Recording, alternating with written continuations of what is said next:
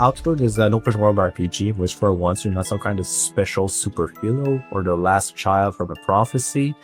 You're just a dude or a dudette. And the reason why we are downscaling who the player is because they want to be immersed more than they want to be powerful. And that was the big change in our approach. And we made all of our design decisions to be in alignment with this vision. If you were just a regular person and you wanted to think like a human would, but in a fantasy world, it's when you are aloof, when you're just like, that's not so dangerous, I've done it before. And that's when life just snaps back at you, right? In real life, that's like that. It should be like that in the design as well. So one gigantic thing is the character creation.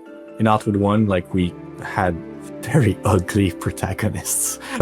And we didn't have a lot of options. You know, you had like 3 skin colors, a handful of faces, a handful of haircuts, and that was it. It feels like really drawing yourself into an RPG.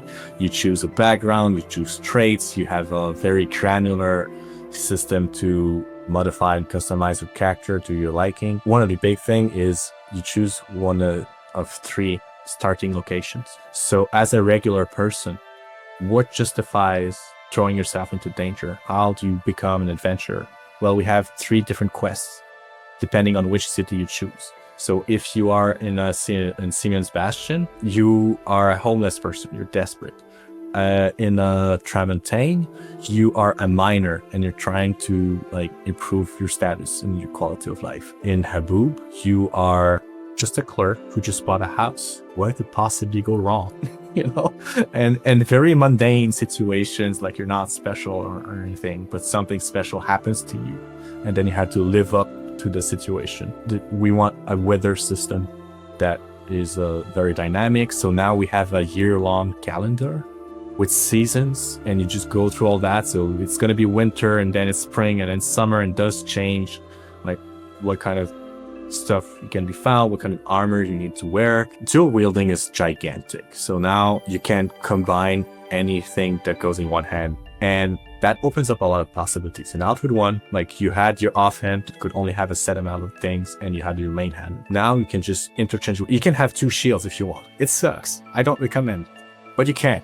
Of course, like, just visually, and the fact that it's much more lush, it's more filled, it's more visually vibrant. That's going to be something that people will notice very quickly. Just like in Outward 1, we have 8 skill trees, and all those skill trees have some exclusive skills. So if you take one, can't take the other, and you have a maximum of 3 breakthrough points. So there's only 3 skill trees that you can learn from to the maximum of the capabilities. Otherwise, you have like the first few layers of skills available. One thing we added are the attribute points, the core stats. So strength, agility, constitution, willpower, intelligence. We added those. We're gonna track a lot of different things that you do. They're all gonna have like different thresholds. So let's say you dodge attacks successfully a certain number of times, you unlock a node that will give you a passive trait and increase your agility.